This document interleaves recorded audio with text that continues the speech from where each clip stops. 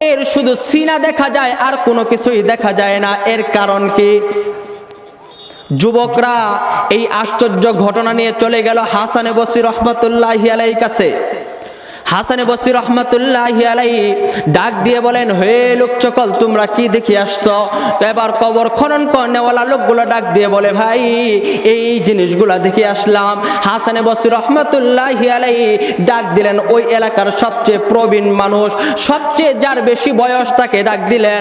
ওই ব্যক্তি এসে ডাক দিয়ে বলে, ও হাসানে বসরি, তুমি কি জানো না এই কবরের ভিতরে এমন একজন যুবক ছিল, এমন একজন যুবক ছিল যার সিনায় আল্লাহ তাআলার কোরআন কালামুল্লাহ ছিল।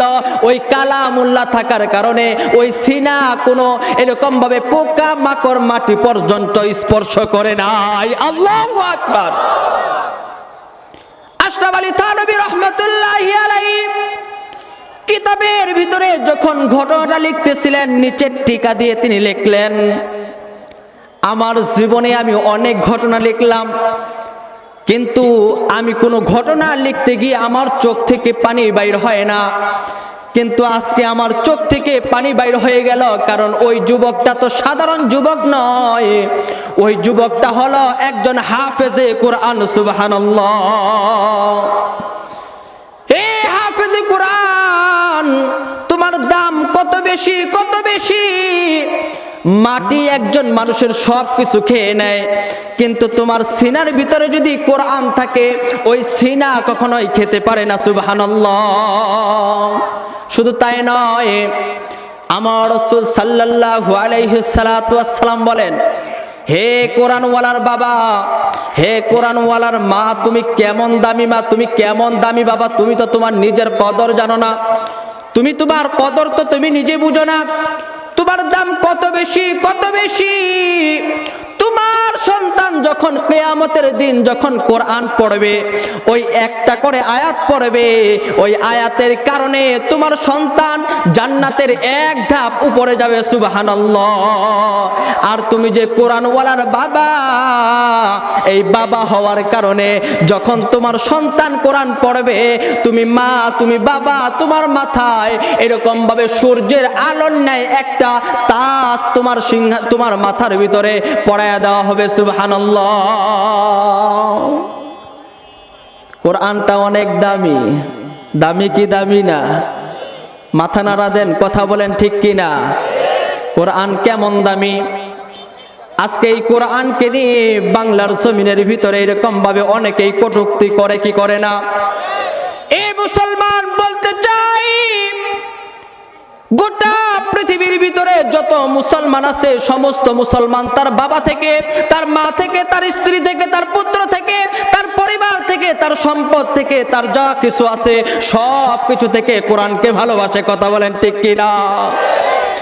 আজকে বাংলার জমিনে নয়, গোটা পৃথিবীর ভিতরে যদি কোনো ব্যক্তি কোরআনকে নিয়ে আবার কথা বলে, আমরা এক বাক্যে বলতে চাই, তাকে তার জিহ্বা টেনে কুকুরকে সকালের নাস্তা দিয়ে দিব। কথা বলেন ঠিক কি না?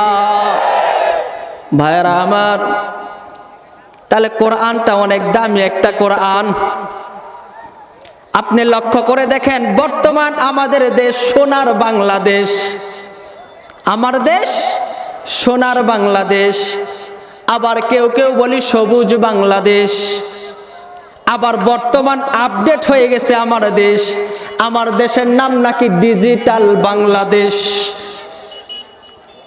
তাহলে সোনার বাংলা, সবুজ বাংলা, ডিজিটাল বাংলা, হায় হায় আমার দেশের এত সুন্দর নাম।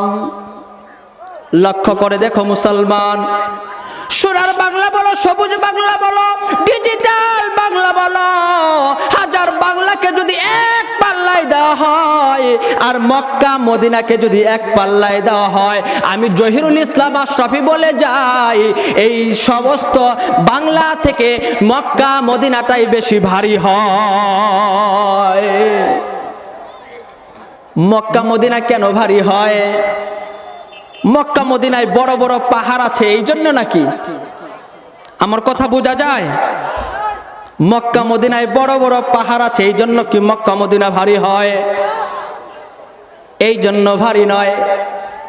আবার এটা বলতে পারেন যে মক্কা মদিনা হজ করে হাজিরা বড় বড় খেজুর নিয়ে আসে, এই জন্য মক্কা মদিনা অনেক দামি, এরকম নাকি? না এটা বলবেন যে মক্কা মদিনায় গেলে জমজমের পানি পাওয়া যায়, এটাও না। তাহলে কোনটা? তাহলে কোরআন নাজিল হয়েছে মক্কা মদিনায়, এই জন্যই তো মক্কা মদিনার দাম বেড়ে গেছে। কথা বলেন ঠিক কিনা? ভাইয়েরা আমার, খেজুরের কারণে, পাহাড়ের কারণে, জমজমের পানির কারণে মক্কা মদিনার দাম বাড়ে নাই। মক্কা মদিনার দাম বেড়ে গেছে কারণ হলো মক্কা মদিনার ভিতরে কোরআন নাজিল হয়েছে। কথা বলেন ঠিক কিনা? তাহলে এই কোরআন অনেক দামি একটা কোরআন। কথা বলেন ঠিক কিনা? আমার দেশের ছোট্ট ছোট্ট বাচ্চারা কোরআন পড়ে কি পড়ে না? বিশ্বের ভিতরে, আবারও বলতেছি, বিশ্বের ভিতরে যত গ্রন্থ আছে কোরআন যত বেশি পড়া হয় এত বেশি কোনো গ্রন্থই পড়া হয় না। কথা বলেন ঠিক কিনা? ওই মদিনায়, যেই মদিনায় কোরআন নাজিল হয়েছে, যেই মক্কায় কোরআন নাজিল হয়েছে, ওই মক্কা মদিনায় যাওয়ার ইচ্ছা আছে তো ইনশাআল্লাহ? কার কার ইচ্ছা আছে? হাত দুখানা হাত আল্লাহ তাআলাকে দেখাই। নারায়ে তাকবীর, নারায়ে তাকবীর। হাত নামান। মদিনা যাইতে পারলাম না, মদিনা দেখিতে পারলাম না, মদিনা যাইতে পারলাম না, মদিনা দেখিতে পারলাম না। ঠিক কিনা? আমি অসহায় তাই এত দূরে রই, আমি অসহায় তাই এত দূরে রই, শুধু সালাম জানাই, মদিনা যাইতে পারলাম না, মদিনা দেখিতে পারলাম না। মদিনা যাওয়ার ইচ্ছা আছে তো? এ মুসলমান, টাকা নাই, পয়সা নাই, হজ করার সামর্থ্য নাই, রসুলের দরবারে যাওয়ার মতো তোমার সাধ্য নাই। রাত্রে বেলায় উঠে আমার রসুলের গুণগান অনুযায়ী সাল্লাল্লাহু আলাইহি ওয়াসাল্লাম পড়েন একবার, সাল্লাল্লাহু আলাইহি ওয়াসাল্লাম, সাল্লাল্লাহু আলাইহি ওয়াসাল্লাম। তুমি পড়তে থাকো রে মুসলমান, একদিন না হয়, দুই দিন না হয়, আজ না হয় কাল আল্লাহ রসুল তোমাকে নিয়ে যাবে অথবা স্বপ্নে যুগে সাফায়াত করবে। কথা বলেন ঠিক কিনা? ভাইয়ারা আমার, কষ্ট হচ্ছে আপনাদের? তাহলে মক্কা মদিনার দাম বেড়ে গেছে কোরআন নাজিল হওয়ার কারণে। এ মুসলমান,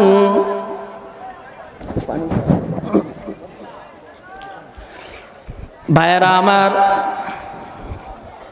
আজকে আমার দেশের ভিতরে অনেক মাস যুবক ভাইয়েরা পালন করে, করে কি করে না? দেখবেন ইংরেজি মাস, বাংলা মাস, কত মাস পালন করে। তারপরে আবার যখন চলে আসে বৈশাখ মাস, তখন যুবকদের এরকম ভাবে গেঞ্জি, সাদা গেঞ্জি, উপরে লেখা থাকে এসো হে বৈশাখ। আছে কি আছে না? এরকম ভাবে শহর এলাকায় দেখা যায় যুবক যুবতীরা এরকম ভাবে হলুদ কাপড়, উপরে আবার কোলা, ডালা, গাছ, পাখি, বুঝছেন না, মরা কুকুর, জেতা কুকুর, যা কিছু আছে সব কিছুর ছবি লাগায় এরকম ভাবে রাস্তা দিয়ে হাঁটে আর বলে এসো হে বৈশাখ। এরকম আছে কি নাই? আজকে আমার দেশের যুবকেরা সবাই এরকম না, সবাই এরকম না। কষ্ট লাগতেছে আপনাদের? ভাইয়ারা আমার, আজকে আমার দেশের যুবকেরা পহেলা বৈশাখ পালন করে, করে কি করে না? আল্লাহ তাআলা পহেলা বৈশাখ কোনো আরবি মাসের মধ্যে বলছেননি। পহেলা বৈশাখ বাংলা হিসেবে পালন হয়। মুসলমানের কোনো ইবাদত বাংলার সঙ্গে এবং কি ইংরেজির সঙ্গে কোনো সম্পর্ক নাই, কথা বলেন ঠিক কিনা? যত ইবাদত মুসলমানদের প্রত্যেকটা ইবাদত সম্পর্ক হচ্ছে আরবি মাস অনুযায়ী, কথা বলেন ঠিক কিনা? আজকে দেখা যায় জানুয়ারি থেকে ডিসেম্বর সমস্ত 12টা মাসের নাম ছোট্ট থেকে বড় সকলের মুখস্থ আছে, কিন্তু দেখা যায় আরবি মাসের নাম অনেক সন্তানেই বলতে পারে না। হে মুসলমান, যেই কথাটা বলতেছিলাম, এই পয়লা বৈশাখের জন্য আল্লাহ তাআলা এরকম ভাবে তোমাকে বৈশাখ পালন করার জন্য বানায় নাই। তুমি যদি এরকম ভাবে পালন করতে চাও, আরবির ভিতরে একটা মাস আছে, ওই মাসটা এমন দামি রে মুসলমান, কত দামি কত দামি। ওই মাস সম্পর্কে আমার আল্লাহ তাআলা বলতেছেন, শাহরু রমাদানাল্লাযী উনসিলা ফীহিল কুরআন।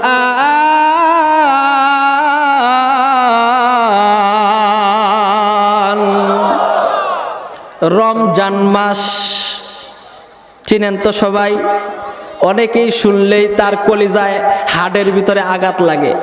রমজান মাস রোজা রাখা লাগবে। রমজান মাস কি দামি হয়েছে রমজান রোজা রাখার কারণে নাকি? রমজান মাস কি দামি হয়ে গেছে সেহরি খাওয়ার কারণে? রমজান মাসে তারাবি পড়ে 20 রাকাত লম্বা সময়, এই জন্য কি রমজান মাস দামি হয়ে গেছে? হে মুসলমান, তাহলে কি ওই মাসে বেশি খাইলেও কোনো হিসাব নাই, এই জন্য দামি হয়ে গেছে? তাহলে কেন রমজান মাস দামি? আমার আল্লাহ তাআলা কালামে হাকিমের ভিতরে জানাইলেন, রমজান মাস দামি হওয়ার কারণ হলো এই মাসে আল্লাহ তাআলার কালাম, লৌহে মাহফুজের কালাম, আল্লাহ তাআলার কথা এই মাসে রমজান মাসেই নাজিল হয়েছে, কথা বলেন ঠিক কিনা? ভাইয়ারা আমার, কষ্ট হচ্ছে আপনাদের? আপনারা সকলেই প্রধান বক্তার জন্য বসে আছেন, অবশ্যই ইনশাআল্লাহ প্রধান বক্তা উপস্থিত হয়ে গেছে ইনশাআল্লাহ। আপনারা ধৈর্য সহকারে বসেন, ইনশাআল্লাহ কিছুক্ষণের মধ্যে ইনশাআল্লাহ চলে আসবে। আমি ছোট্ট মানুষ, আপনাদের সামনে বসছি। আপনাদের এখানে অনেক আমার আসাদায়ে কেরাম আছেন, অনেক উস্তাদগণ আছেন, যাদের পায়ের স্যান্ডেল সোজা করার মতো আমি জহিরুলের কোনো এরকমভাবে শক্তি নেই। আল্লাহ তাআলা সম্মানের চেয়ারে বসাইছেন। আপনাদের দোয়া যত ভালো হবে, আমার জবান থেকে আমার আলোচনা তত ভালো হবে। দোয়া করবেন তো ইনশাআল্লাহ? ভাইয়ারা আমার, বলতেছিলাম যেই কথাটা, তাহলে মাস দামি হয়ে গেছে পহেলা বৈশাখের কারণে নয়, মাস দামি হয়ে গেছে জানুয়ারির জন্য নয়, মাস দামি হয়ে গেছে ফেব্রুয়ারির জন্য নয়, মাস দামি হয়ে গেছে কারণ হলো এই যে এই মাস দামি হওয়ার কারণ হলো লৌহে মাহফুজের কালাম, আল্লাহ তাআলার কথা, কোরআন এই রমজান মাসে নাজিল হয়েছে, কথা বলেন ঠিক কিনা? আজকে আপনি আমার দেশের সমাজের দিকে তাকান, এখন থেকে কিছু যুবক প্রস্তুতি নিয়ে নিচ্ছে, সামনে আসতেছে একটা রাত পালন করবে। এই রাতের নাম নাকি 31st নাইট, আছে কি নাই? হুজুর কি কথাই বললো, আগে ভুলে গেছিলাম, এখন মনে হইল। অনেকেই মনে করতেছে আগে তো মনে ছিল না, সামনে আসতেছে 2022 সাল, 31st নাইট, কি মজার দিন। এখন থেকেই যুবকেরা কিছু টাকা জোগাড় করে রাখতেছে, এরকম যুবক আছে কি নেই? এ মুসলমান, লক্ষ্য করে দেখো, এই 31st নাইট আল্লাহ তাআলার কাছে কোনো দাম নয়।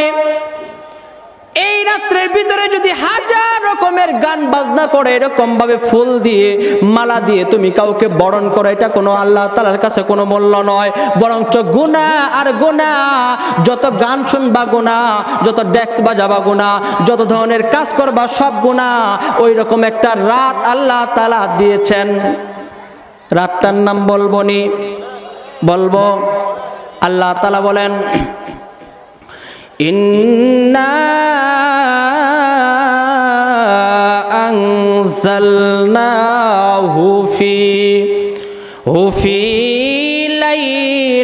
লাইলাতিল কদর।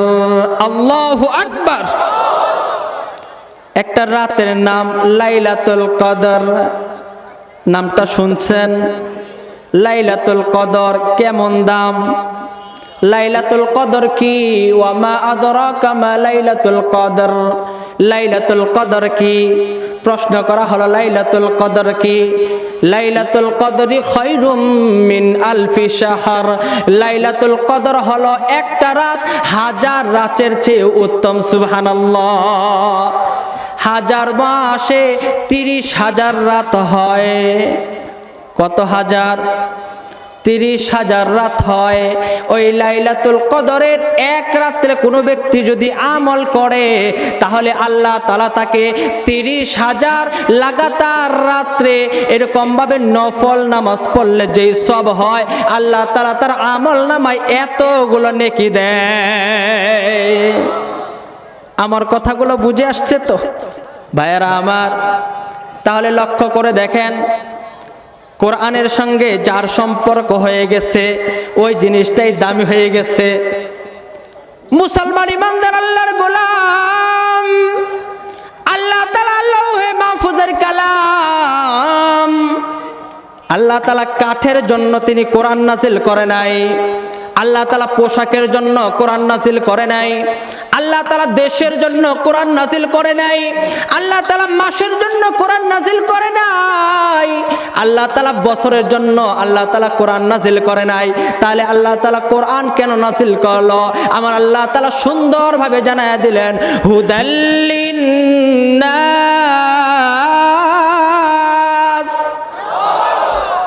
আল্লাহ তাআলা কোরআন নাজিল করেছেন মানুষের হেদায়েতের জন্য। সুবহানাল্লাহ বলেন। আল্লাহ তাআলা কোরআন নাজিল করেছেন মানুষের হেদায়েতের জন্য। আবার বলেন আলহামদুলিল্লাহ। একটু জিকির করি, লা ইলাহা ইল্লাল্লাহ।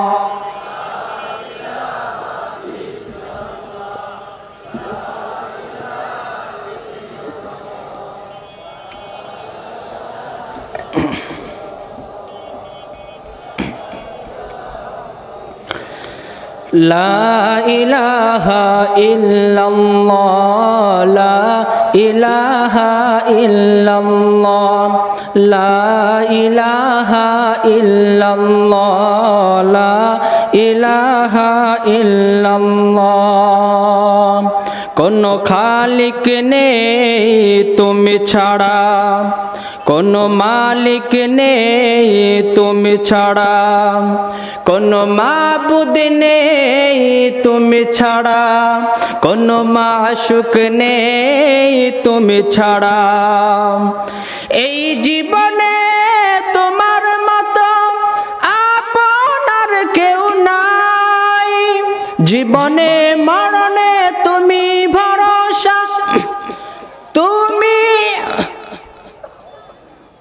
জিকির করি, লা ইলাহা ইল্লাল্লাহ, লা ইলাহা ইল্লাল্লাহ, লা ইলাহা ইল্লাল্লাহ, লা ইলাহা ইল্লাল্লাহ, লা ইলাহা ইল্লাল্লাহু মুহাম্মাদুর রাসূলুল্লাহ সাল্লাল্লাহু আলাইহি ওয়াসাল্লাম। আপনাদের কষ্ট হচ্ছে ভাইয়ারা আমার? যেই কথাটা বলতেছিলাম, লৌহে মাহফুজের কালাম আল্লাহ তাআলা নাজিল করলেন। এটা কারোর জন্য নয়, আল্লাহ তাআলা নাজিল করলেন মানুষের হেদায়েতের জন্য। একজন মানুষ যখন কোরআন পড়বে কেমন হেদায়েত পেয়ে যাবে আমার আল্লাহ তাআলা জানান। বিশ্ব নবী সাল্লাল্লাহু আলাইহি সাল্লাতু ওয়াসসালাম বলতেছেন, হে চোর, তুমি চুরি করো, চুরি থেকে ফিরে আসতে পারো না। তুমি সকালবেলা সন্ধ্যাবেলা কোরআন তেলাওয়াত করো, তোমার চুরি এমনিতেই বন্ধ হয়ে যাবে। কথা বলেন ঠিক কিনা? হে ডাকাত, তোমার এইরকম ভাবে কোনো পীর বুজুর্গের হাত ধরে সহবত নিয়ে তোমার ডাকাতি বন্ধ হবে না। তুমি সকালবেলা সন্ধ্যার সময় কোরআন তেলাওয়াত করো, দেখবা তোমার ডাকাতি বন্ধ হয়ে যাবে। হে জেনাখোর, তুমি জেনা থেকে ফিরে আসতে পারো না, সকালবেলা সন্ধ্যা সময় তুমি কোরআন তেলাওয়াত করো, দেখা যাবে তোমার এরকম ভাবে জেনাখোরি বন্ধ হয়ে যাবে। হে মানুষ, তুমি যেই পাপের ভিতরে লিপ্ত থাকো না কেন, ওই পাপ থেকে তুমি ফিরে আসতে পারো না। অতএব যদি ওই পাপ থেকে ফিরে আসতে চাও, তাহলে সকাল সন্ধ্যা আল্লাহর কালাম তেলাওয়াত করো, তাহলে দেখা যাবে ওই কালামের বদৌলতে তুমি এই সমস্ত গুনাহ থেকে পরিত্রাণ পেয়ে যাবা। কথা বলেন ঠিক কিনা?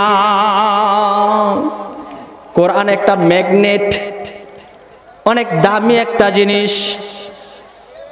সুলতান মাহমুদ গজনবী রহমাতুল্লাহি আলাইহি, আল্লাহু আকবার, এত বড় একজন আল্লাহর ওলি ছিলেন যা বলার বাহিরে।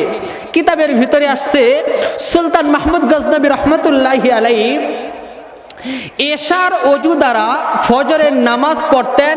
এটা শুধু একদিন নয়, 40 বছর লাগাতার পড়েছেন। সুবহানাল্লাহ বলেন। এশার ওযু দিয়ে ফজরের নামাজ আদায় করতেন। কিতাবের ভিতরে আসছে সুলতান মাহমুদ গজনবী রহমাতুল্লাহি আলাইহি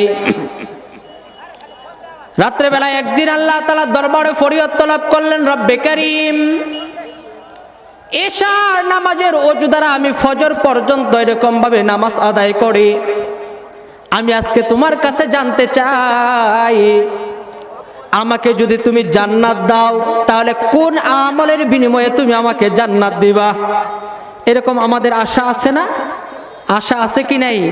জান্নাত তো সবাই যাব, এটা আশা আছে, কিন্তু দোয়া যখন করি তখন নিয়ত করি যে আল্লাহ, অমুক কাজ আমি ভালো করছি, ওই উসিলায় তুমি আমাকে জান্নাত দিও। সুলতান মাহমুদ গজনবীর অন্তরের ভিতরে অনেক বড় আশা। কোন জিনিসে ইয়া রব্বি কারীম তুমি আমাকে জান্নাত দান করবা, তুমি আমাকে একটু বলে দাও। সুলতান মাহমুদ গজনবী রহমাতুল্লাহি আলাইহি স্বপ্নের যুগে দেখাইলো, ও সুলতান মাহমুদ, তুমি যে এশার ওযু দিয়ে ফজরের নামাজ আদায় করতা, এই জন্য তোমাকে জান্নাত দেওয়া হবে না। তুমি যে সর্ব অবস্থায় ওযু রাখছো, এই জন্য তোমাকে জান্নাত দেওয়া হবে না। তুমি যে এরকম ভাবে তুমি একজন ভালো একজন আলেম, এই জন্য তোমাকে জান্নাত দেওয়া হবে, এই জন্যও নয়। তুমি এরকম ভাবে বড় একজন বুজুর্গ, এই জন্য তোমাকে জান্নাত দেওয়া হবে, এরকমও নয়। আজকে আমার দেশের অনেক মানুষ এরকম আছে যারা বলি নামাজ না পড়লে কি হবে, আমি মুখে তো লা ইলাহা ইল্লাল্লাহ পড়েছি, এই উসিলায় জান্নাতে যাব। ভাই, আপনি জান্নাত যাবেন, তার ভিতরেও কিছু কর্মের দরকার আছে কি নাই? আজকে আমার দেশের কিছু লোক এরকম ভাবে পীরদের সাথে সম্পর্ক করে সে এমন পর্যায়ে চলে গেছে, সে বলে যে পীরের দরবারে গেলে কোনো কিছুই লাগে না। এরকম যুবক, এরকম মানুষ আছে কি নাই? ভাইয়েরা আমার, আমি মনে করি আপনারা ভুল পথে আছেন, সংশোধন হয়ে যান। ওই যে সুলতান মাহমুদ গজনবী রহমাতুল্লাহি আলাইহি তিনি চিন্তা করলেন, তাহলে আল্লাহ তাআলা আমাকে জান্নাত দিবে কোন আশায়, কিসের কারণে? আল্লাহ তাআলা সুলতান মাহমুদকে এরকম ভাবে রাত্রি বেলায় স্বপ্নে যুগের ভিতরে জানায় দিলেন, ও সুলতান মাহমুদ, ওই যে তুমি একটা আমল করেছিলা, ওই আমলের বিনিময়ে আল্লাহ তোমাকে জান্নাত দিবে। কি আমল? সুলতান মাহমুদ গজনবী রহমাতুল্লাহি আলাইহি একদিন রাত্রি বেলায় এরকম ভাবে এশার নামাজ পড়ে বাইর হয়ে গেছে, ছদ্মবেশে বাইর হয়ে গেছে যে আমি একজন দেশের বাদশাহ, আমি দেশের একজন প্রেসিডেন্ট, আমি দেখি এলাকার মানুষ কার কি হালত, কে কিভাবে চলে। এই জন্য সাধারণ পোশাক পরে সুলতান মাহমুদ তিনি বাইর হয়ে গেছেন। হাতে একটা হারিকেন, আরেকটা লাঠি। সুলতান মাহমুদ গজনবী রহমাতুল্লাহি আলাইহি বাইর হয়ে গেলেন। হাঁটতেছেন, হঠাৎ করে দেখেন একটি ছোট্ট বাচ্চা সুলতান মাহমুদের এরকম ভাবে হারিকেনের যেই ড্যাম্প ছিল, এই আলো দেখে দেখে সে দৌড়ায় সুলতান মাহমুদের কাছে চলে আসছে। সুলতান মাহমুদ গজনবী রহমাতুল্লাহি আলাইহি তিনি চিন্তা করলেন, এই বাচ্চাটি আমার পিছনে পিছনে চলে আসলো, কারণ কি? এরকম ভাবে তিনি থমকে দাঁড়ায় গেলেন। দাঁড়ানোর সঙ্গে সঙ্গে ছোট্ট বাচ্চাটি এরকম ভাবে চলে আসার পরে তার বুক থেকে এরকম ভাবে একটা কিতাব ছিল, তো জিকির করি লা ইলাহা লা ইলাহা লা ইলাহা লা ইলাহা লা ইলাহা লা ইলাহা লা ইলাহা। প্রথম বক্তা কয়টা বলতে গেছে?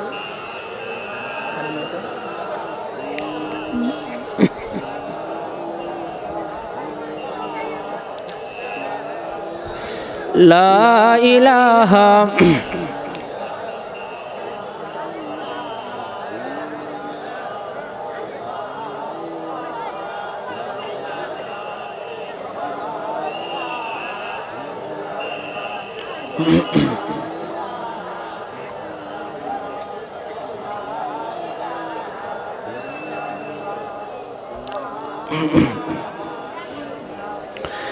লা ইলাহা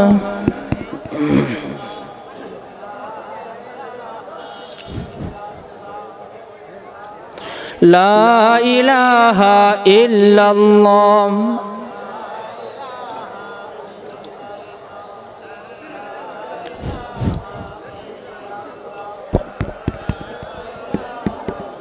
আমিনুল ভাই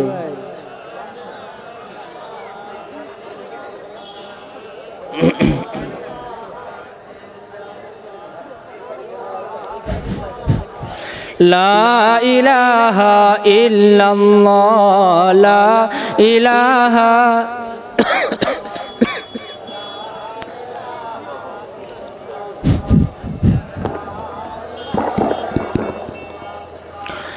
লা ইলাহা ইল্লাল্লাহ লা ইলাহা ইল্লাল্লাহ লা ইলাহা ইল্লাল্লাহ লা ইলাহা ইল্লাল্লাহ লা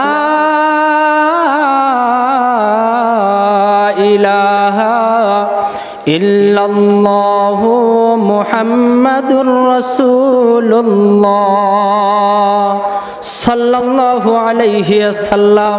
ভাইরা আপনাদের কষ্ট হচ্ছে? সুলতান মাহমুদ গজনবী রহমাতুল্লাহি আলাইহি থেমে গেলেন। সন্তানটা এরকম ভাবে দৌড়ায় আসলো, আসার পরে তার বুক থেকে এরকম ভাবে একটা কিতাব নামাইল। কিতাবটা নামায় পড়া শুরু করে দিল। সুন্দর করে সুমধুর কণ্ঠে সন্তানটা পড়তেছে, আর রহমান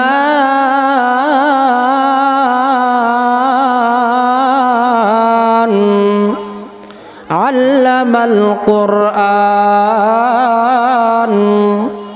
খালাকাল ইনসান আল্লামাহুল বায়ান। আল্লাহু আকবার। সন্তানটা এরকম ভাবে কোরআন তেলাওয়াত করে সুলতান মাহমুবের চোখের পানি টপ টপ টপ টপ করে পড়ে। সন্তানটার মাথা হাতায় দিলেন, মাথাটা বুলাইয়া দিলেন, ডাক দিয়ে বলে, ও সন্তান তোমার কি পড়া হয়ে গেছে? সন্তান ডাক দিয়ে বলে, হ্যাঁ আমার পড়া হয়ে গেছে। সুলতান মাহমুদ ডাক দিয়ে বলে, ও সন্তান কালকে সকাল বেলায় ওই যে রাজ সিংহাসন দেখা যায়, রাজপ্রসাদ দেখা যায়, ওই প্রসাদের কাছে তোমার কে আছে? মা আছে। বলতেছে মা আছে, বাবা নাই। বলতে তোমার মাকে নিয়ে এই রাজ সিংহাসনের কাছে চলে আসবা। ছোট্ট বাচ্চা বাড়িতে চলে গেছে, গিয়ে মাকে বলতেছে, মা ওই প্রসাদে যাওয়ার জন্য বলছে একজন যুবক। ভাইয়ারা, আমার মা বুঝতে পারছে আমার সন্তান মনে হয় কোনো অপরাধ করছে। কারণ মা বুঝতে পারে সন্তান ভালো করলেও খারাপ করলেও, সন্তান যদি বিদেশেও থাকে, সন্তানের যদি কোনো কিছু হয় সবার আগে জানে কে? একজন মা তার সন্তান সম্পর্কে সবচেয়ে বেশি ভালো জানে। সন্তানের ভালো হইলেও জানে, খারাপ হইলেও জানে। কথা বলেন ঠিক কিনা? সুলতান মাহমুদ গজনবী রহমাতুল্লাহি আলাইহি সকাল বেলা ওই জায়গায় বসে গেছেন, সিংহাসনের ভিতরে বসে গেছেন।